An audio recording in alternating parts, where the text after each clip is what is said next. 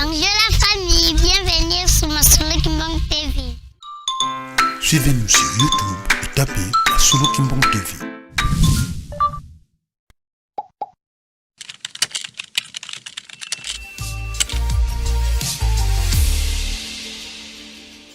Na kombo ya Nzambe tata mwana pe tata molimo centre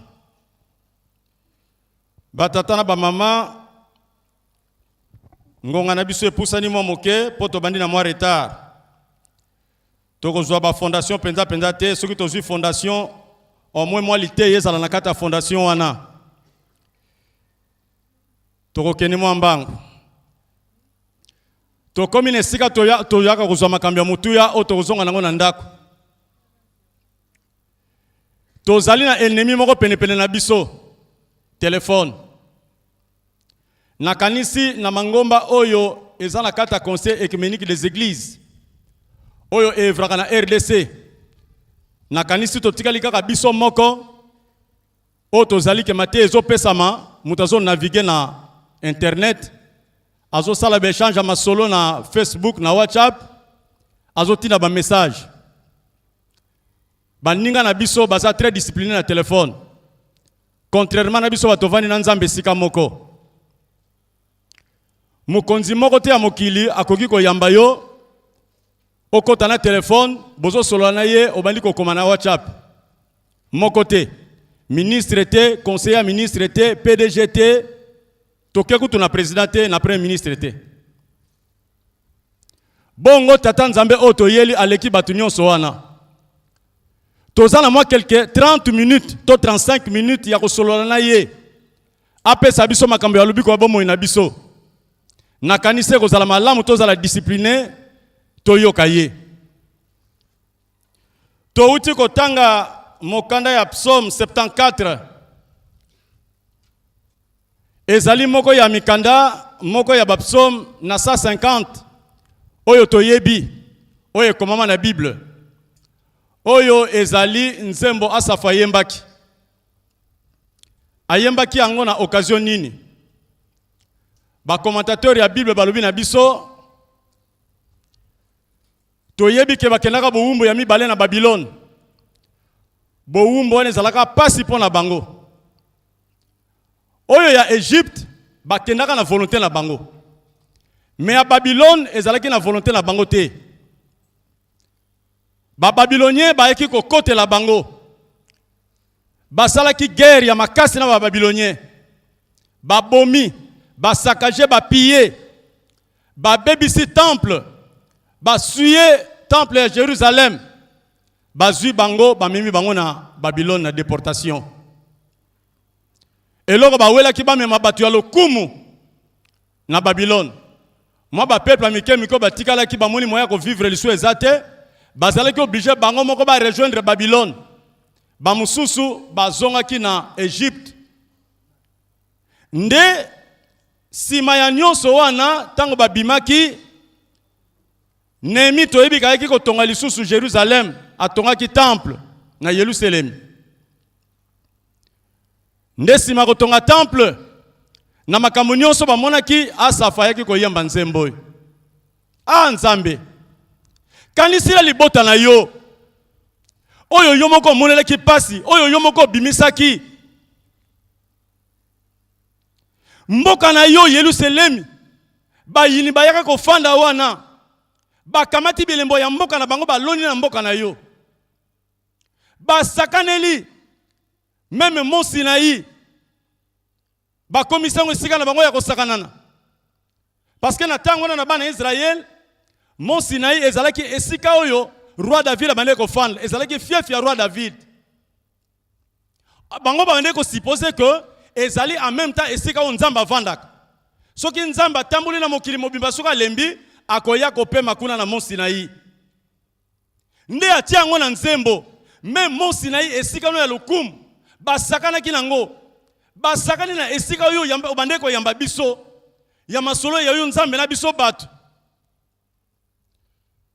soki toyembi nzembo mokolo malelo toyebi mokolo tozali le 3 octobre mutu moko abungi yango te nzokande tokoki kolobela le 3 octobre te soki tolobile le 6 avril te tokoki kolobela lisolo le 6 avril te soki tolobile le 6 juin te toyebi pasi na biso ya bakoko na biso pona le 6 juin tata Simon Kimbangu abandi mosala le 6 avril esalaki mikolo mingi te na kanisi 2 mois kaka le 6 juin envahissement ya cité sainte première tentative ya koluka kokanga tata Simon Kimbangu pasi ekotaki nkamba basakanaki nango bapie basali yo bango mitema na bango elingaki babebisi bosantu ya nkamba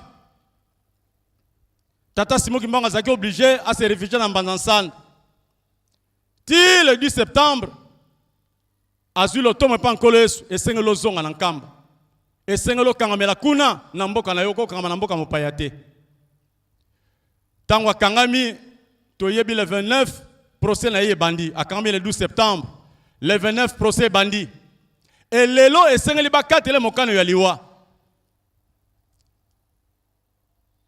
batata na bamama nde tina toyembi nzembo oyo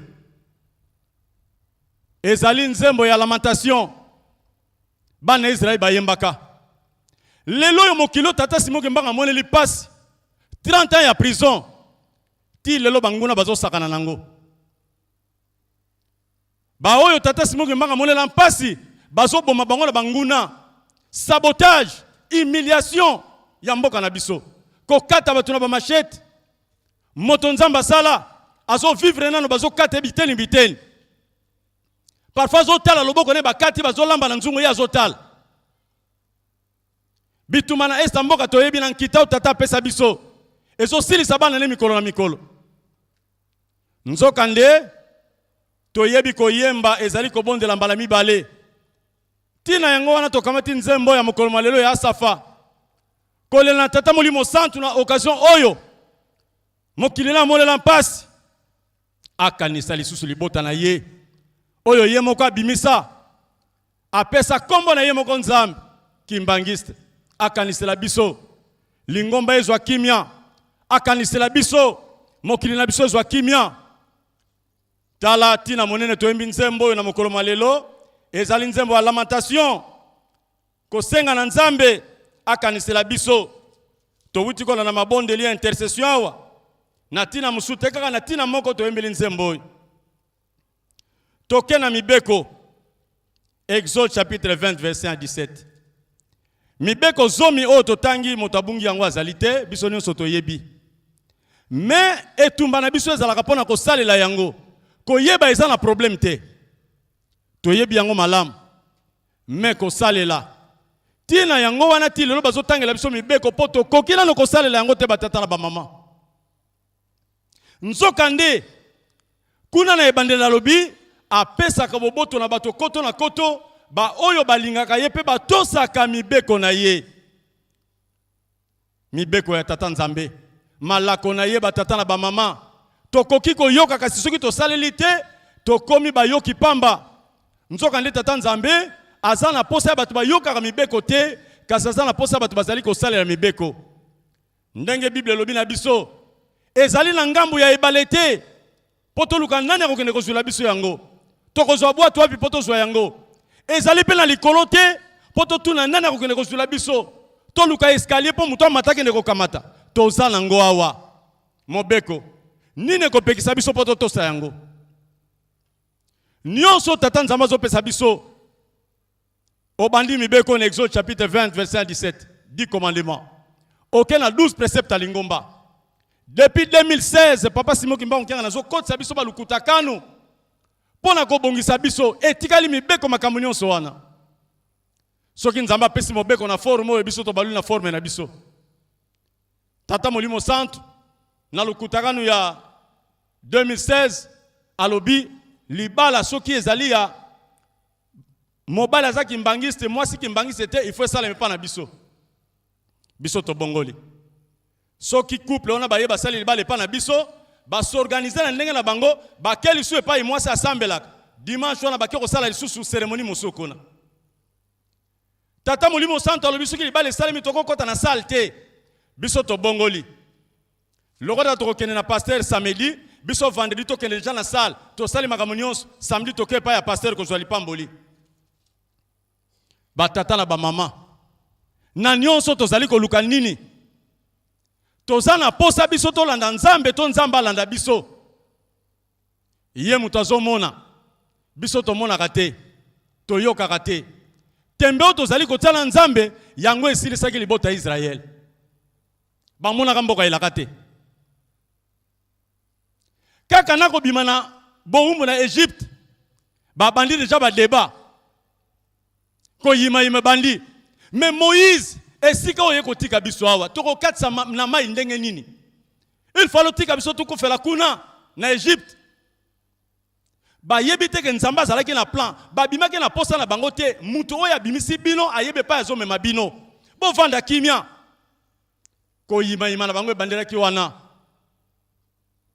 ti Moïse azokende kozwa mibeko koyima na bango ezali kokontinue bakende kotala terre promise bazo continue koyima nzambe asuki motema bokokota lisusu te lelo kati na biso en dehors ya mibeko papa pesi biso koyimeza te na maoto zona na ba réseaux sociaux na ba oto linga koloba na biso na kuku koyimezali te tata mulimo santo asa yebisi biso tozala sima na ye totika makaniso ya biso moto totika ba calcul na biso ye mutazo mema biso yebi pa zo mema biso to sa mibeko ya pesi biso poko bika na biso batata na ba mama ezali kuna to uti kotanga mokana ya Mark histoire za mulai tozwi kaka mwa eteni wana toyebi ke nkolo su bakangaka ye na penepene ya fete ya Pâques tango asilisi kolia elambo amemaki baye koli bakene mabondeli epai bakendaki bazokoka mabondeli te pongi na pongi kaka ndenge comportement biso toza nango lelo papa Simo Kimbango kia nazwebisa biso mikolo tozala makasi na mabondeli okomona mabondeli atongo batu bazate soirée batu bazate beko batu bakimi kaka ndenge wana baye kolia nkolo sune babandaka ezaleli wana amemi bango na mabondeli bango nyonso kidiba pongi na pongi bakangi nkolo Yesu bakene ne sambiselo mais mama ya likambo esika totangi awa bazali koluka ba témoin nani akoya kosala témoignage oyo ko pousser bango bakata mokani wa liwa pona nkolo Yesu muto amona na kite oyo azana témoignage malunga mususa koya onga na yoka kyalo baki boy mais ba témoignage nyonso bato bamende ko pesa eza ko collecter eza ko zesikaté mais malgré ça Ponce Pilate azalaki obligé à condamner quand même. Maintenant il faut repasser la vote. Banani ba moni to bomaye to tika Barabas. Batunyo so batomoli maboko. Bomaye tika lebiso Barabas. To yebili wa nkolo sunenge zalaki. Lelo toza le 3 octobre. Tata Simo Kimbango akangami ndenge toyoki na nzembo. Ba memia na Mbanzangungu. Le 29 septembre, procès bandi pour le loba soukisa. Baza ko luka nani akoki ko pesa témoignage et koki ko clouer ye azwa peine de mort. Ba meka o esimbite, ba kende o esimbite. Ba kei ko influencer papa ki solokele. Loba ete makamoni nyonso tata na bane ko sala ezaki lukuta. Yo za mwana moke. Est-ce qu'il y a une différence entre Motala Lipongi et Mutakufi? Bazo bosana ke wana za motote malgré bo mwana na ye. Azali nzambe kate na bato. A epata ki bango na réponse na ye. Et pesa ki bango passe. Mais finalement le 3 octobre décision zoma ki kak. Épreuve bazala ki nangote. Témoignage amalonga ba ko bomela testimony ki bango ezali te. Mais pona haine likambo ya zui ekozala na moto mwindo te ebongi na biso ba mindele ebongi na biso banganga mineno tolataka sultan jalousie esengeli tata Simo Kimbango ba bomayi ba baka ine ekulusu ngai na yo batata na ba mama jalousie ezate molimo azali moko kasi makabo ekeseni ngana kozala likabo ya komona oyo muso azala likabo ya ndoto oyo azala likabo ya vision oyo azana likaba koteya o azali na likabo ya kokoma mususu ya koloba. Apôtre Paul alobi nyonso ezali ko constituer lingomba nzoto ya nkolo Yesu. Misu na munoko bakoza na rôle moko te. Makolo na maboko bazali na rôle moko te. Bazali ko sunga nzoto po ezala eloko moko etambola et vivre. C'est ainsi misu koloba na munoko te ke ngana leki yo. Bamindele bakamwaki ndenge nini nègre aleka biso batutomemela ki Bible. Et d'ailleurs na lero na tata Simon Kimbangu azalaki na Bible ya mobimba te. Kaka mokanda psaume etant que catéchiste. Mais comment asala makama minene koleka biso? Jalousie ekote. Biso lelo to vandi awa. To yebi pasi tata Simon Kimbangu monaki. Kaka biso tozo continuer kozongisa tata Simon Kimbangu na boloko. Na bisaleli na biso. Na ba mouvement sika to vandi boyoka ni ezate. Ko bendana. Yalo ngai na kota. Kasi guerre wana yengwe boma tata Simon Kimbangu. Yango sala ki passe à côté la boloko il y a 30 ans. Ko bendana. Pona nini ye ngai te. Pona nini kaka ye. Ba tata na ba mama. Soki toza ko sala yango tozo zongisa papa Simon Kimbangu na passe. Tozo zongisa na boloko. Lelo yo soki tata Simon Kimbangu ndimaka papa dange na lobaka na biso. Soki ezalaki pona bino te tolingaki koya na mokilo te. Soki to yaki na mokilo ezali na tina na bino. Ba mona ki ete mutu mwindo pa bimane sika zali il faut biso moko to kita. Na nzela ba prophète ko simba te. Yango bango moko ba yaki. Mais malgré ba ye est-ce que toza ko to sabango? Rien. Même biso tozo prétendre ko zala ba obalandi tolandi bango. Bazo te abutu na moi. Boto sezalité. Nzamba lingi biso batata na ba mama. Aza ko pesa biso tangu to bongwana. Tata Simon Kimbangu na bolingo na ye. Lobi le 4 à kotika prison. Alobi na kozala sous la prison te 30 ans ese koki to kanaki na nkolo Yesu. Et le 12 octobre à kokende pe azongi. Pour ça la continuité à mission na ye ko longola moto mwindo na passe. Akei azongi. Na 21 tango bakangaka ye ba tentative nyonso ko boma ye simbite ba tie na prison ya Ndolo. En attendant ba boule tentative mususu lokola ya ko tie na tono. Ba kamati ye ba kena ye na sima palais du peuple prison nani cimetière zalaka wana. Ba kamati ba tripoter tombe moko ba longoli croix.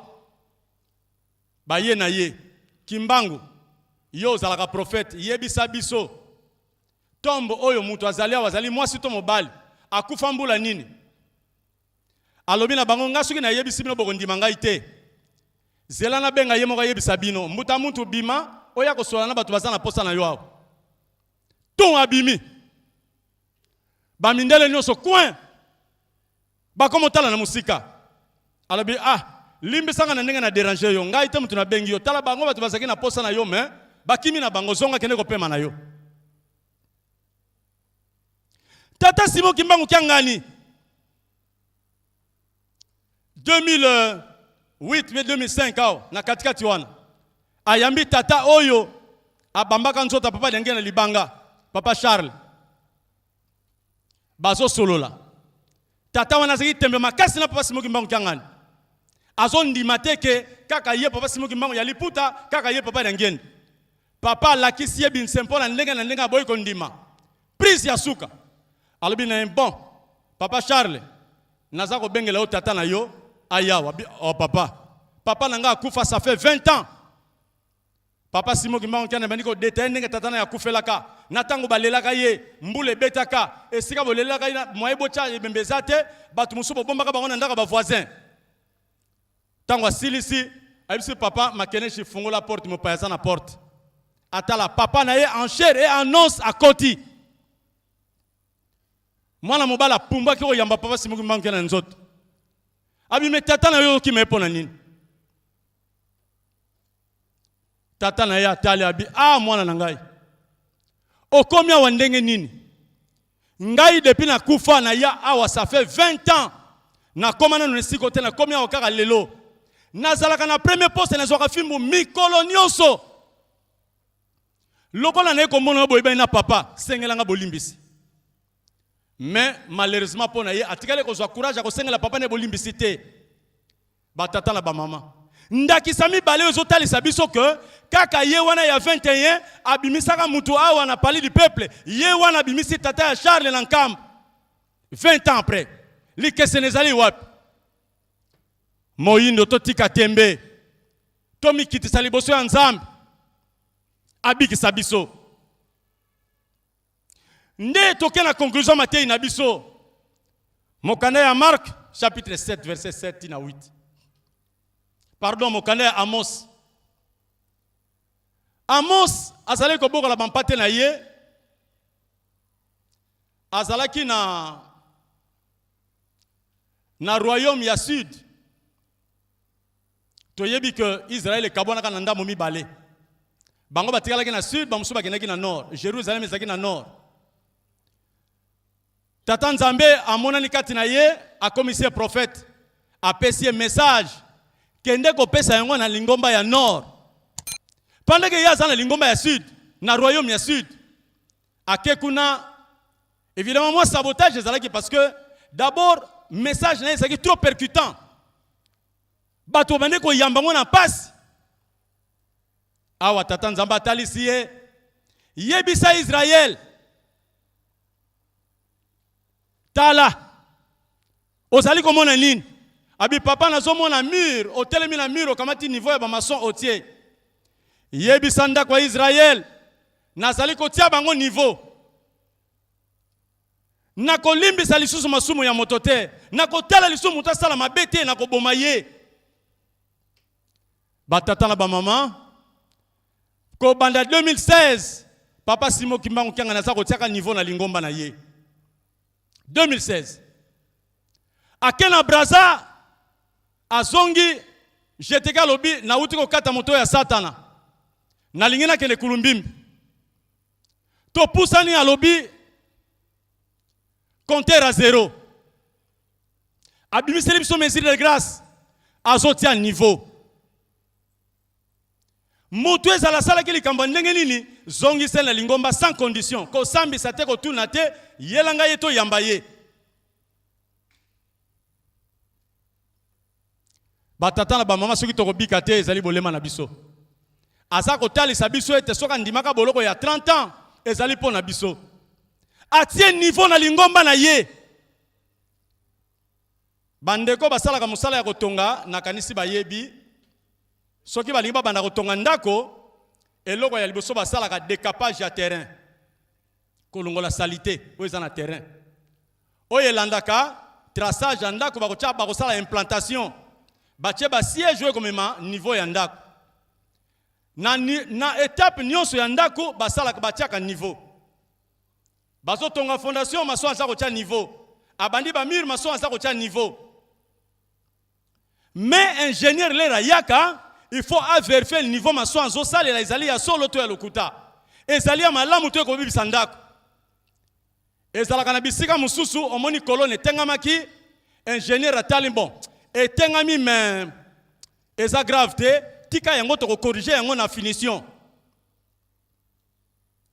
Nasuka yemoko ingénieur azaka na chantier to architecte azo conduire ba travaux.